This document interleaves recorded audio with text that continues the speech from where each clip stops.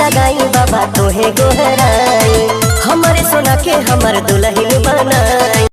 नमस्कार, प्रणाम। हम आप सब के अपन प्रदीप पांडे चिंटू, और आज मेरे बहुत ही प्रिय मेरे भाई, मेरे बड़े भाई